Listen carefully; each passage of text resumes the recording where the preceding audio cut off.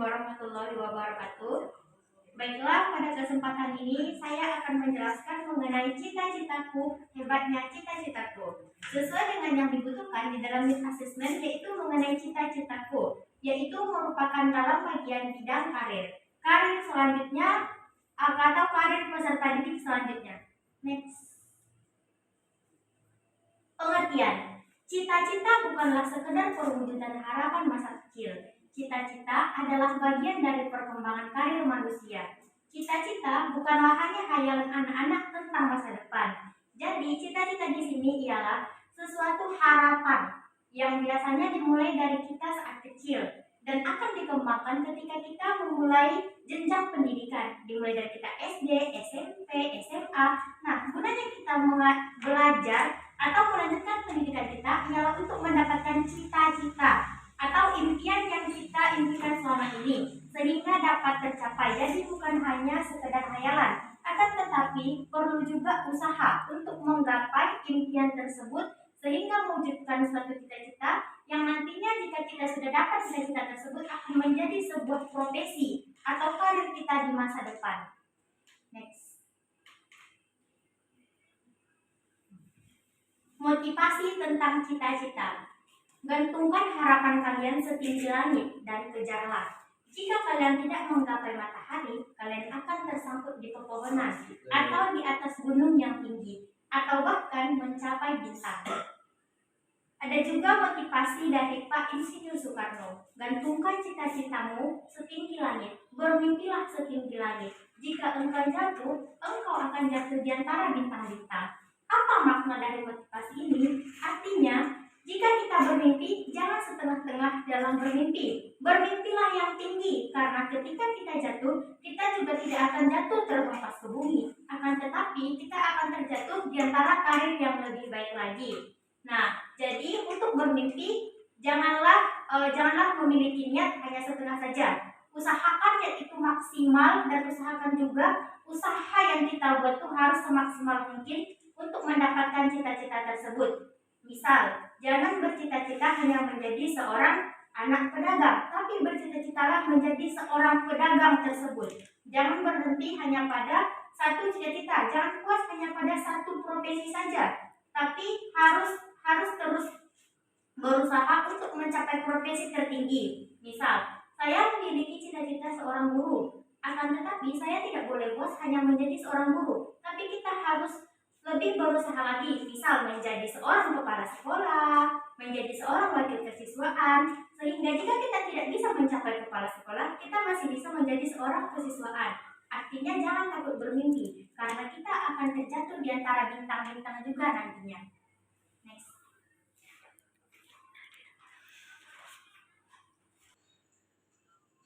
Selanjutnya, jenis dan tugas profesi.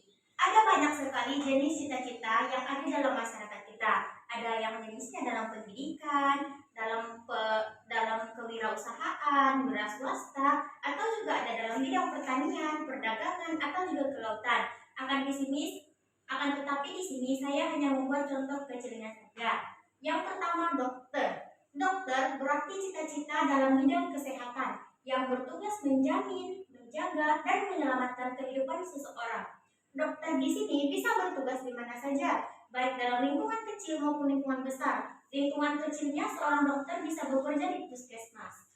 Lingkungan besarnya seorang dokter bisa bekerja di rumah sakit daerah, rumah sakit umum, ataupun juga rumah sakit yang sudah bintang 5 atau internasional. Yang kedua, TNI atau Polri bertugas menjaga keamanan dan kedaulatan bangsa Indonesia. Nah, profesi TNI dan Polri biasanya yaitu dalam bidang pengabdian terhadap negara, yaitu menjaga keamanan negara. TNI biasanya melindungi negara dari hal-hal yang menyerang di luar negara. Sementara Polri yaitu Polisi Republik Indonesia yang akan menjaga keamanan di dalam negara tersebut. Yang ketiga, ada guru. Guru bertugas mencerdaskan kehidupan bangsa. Konon katanya guru adalah profesi paling mulia di atas bumi ini, karena guru biasanya tidak mengharapkan uang saja, tapi juga memberikan jasa dengan ikhlas. Dan guru adalah profesi paling hebat, karena guru bisa menciptakan profesi lainnya. di mana tidak ada seorang pun yang menggapai profesinya tanpa sekolah terlebih dahulu. Di sekolah dia akan diajari oleh seorang guru. Jadi guru dapat menciptakan profesi lainnya. Guru ialah profesi yang bekerja dalam bidang pendidikan, yang tujuan utamanya sesuai dengan alinea keempat dalam Undang-Undang Dasar 1945, yaitu mencerdaskan kehidupan bangsa, yang biasanya pengabdiannya mulai dari Sabang sampai Merauke, mulai dari daerah pelosok sampai ke kota, dan anak-anak itu berhak untuk menggapai pendidikannya, tidak tanpa terkecuali pun. Selanjutnya ada petani. Petani bertugas menyiapkan bahan makanan pokok dengan cara menanam padi, ubi, jagung, dan sebagainya bagi negara Indonesia. Bicara mengenai petani mungkin terdengar sepele, tapi tanpa petani tidak ada satupun orang yang akan hidup di muka bumi ini. Kenapa? Tanpa petani, tanpa seorang petani yang menanam padi, kita tidak akan bisa makan. Kita tidak akan dapat bisa memperoleh makanan-makanan pokok. Jadi petani juga merupakan profesi yang sangat penting dalam kehidupan manusia untuk melangsungkan kehidupannya. Selanjutnya pengusaha bertugas untuk menjual berbagai produknya. Biasanya cita-cita ini adalah profesi terfavorit. Kenapa? Karena pengusaha ini hanya bertugas menjual berbagai produknya dan biasanya mengenai keuntungan.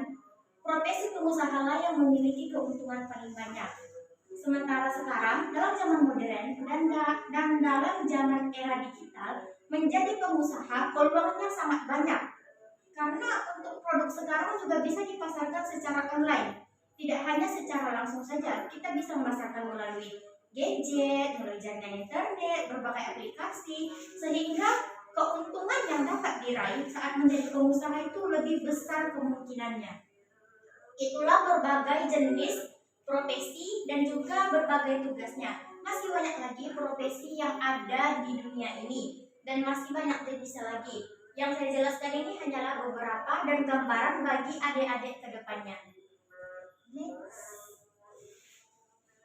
Cara menggapai cita-cita. Ketika kita bermimpi, kita harus memiliki cara menggapainya.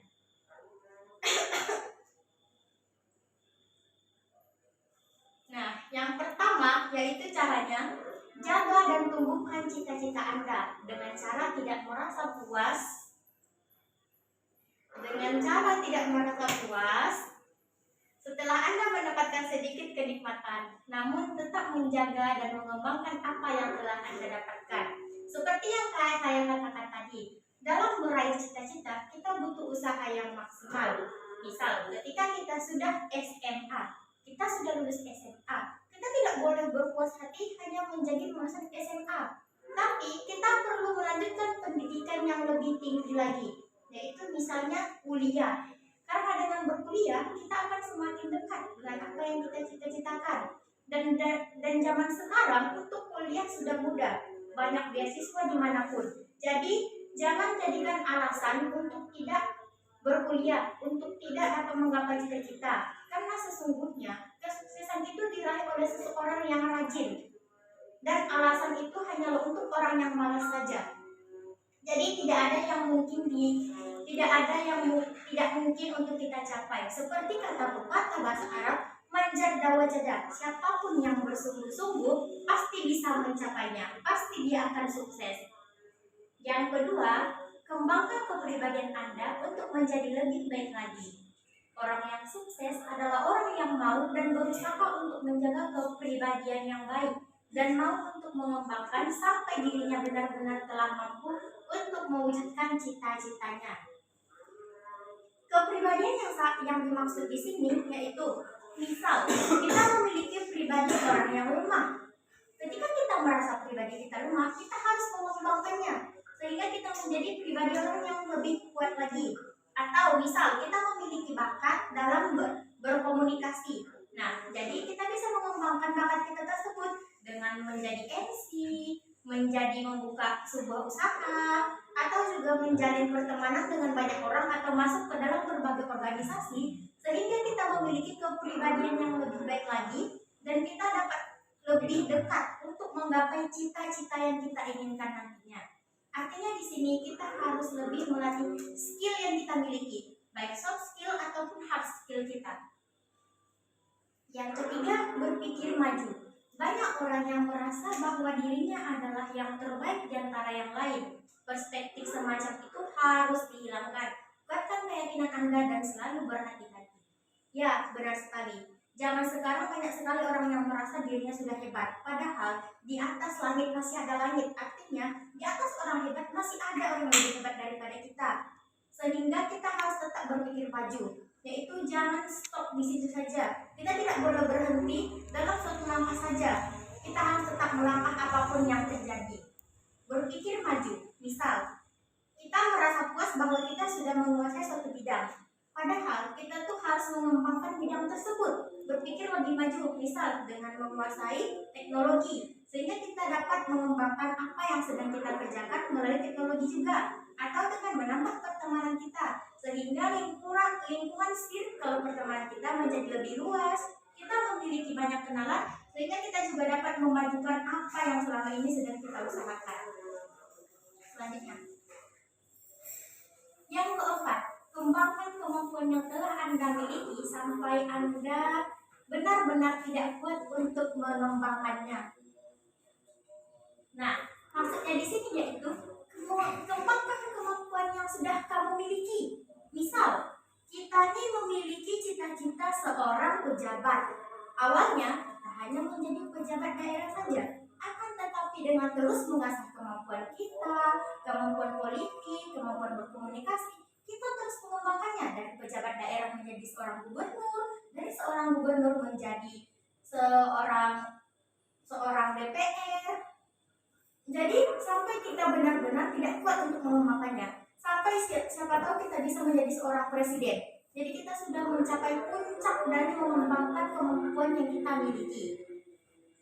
Yang kelima, tingkatkan ilmu pengetahuan yang Anda kuasai. Ilmu pengetahuan sangat penting dalam proses untuk menggapai cita-cita.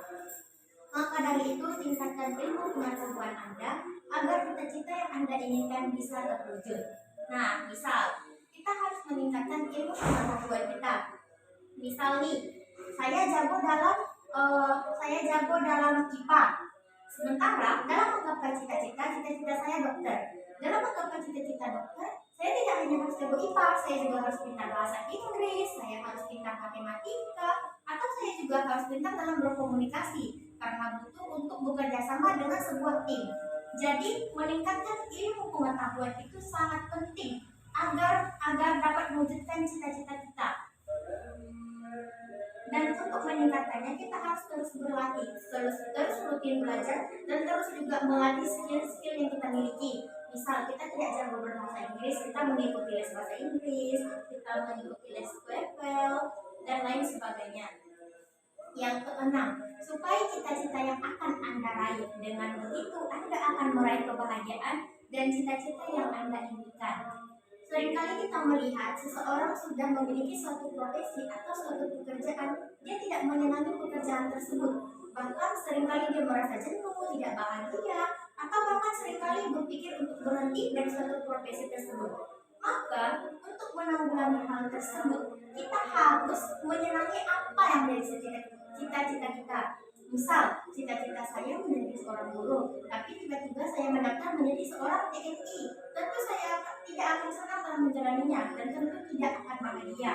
Maka untuk meraih cita-cita, tentukan dulu apa mimpimu dan apa yang kamu inginkan, sehingga ketika kamu mendapatkannya kamu tidak menyesal dan merasa lebih bahagia ketika meraih hal tersebut. Next. Baiklah, cukup sekian yang dapat saya jelaskan mengenai karir dan cita-cita. Semoga adik-adik kedepannya mendapatkan cita-cita apa yang diimpikan selama ini dan menjadi kebanggaan dari kedua orang tua. Kurang dan lebihnya saya mohon maaf. Assalamualaikum warahmatullahi wabarakatuh.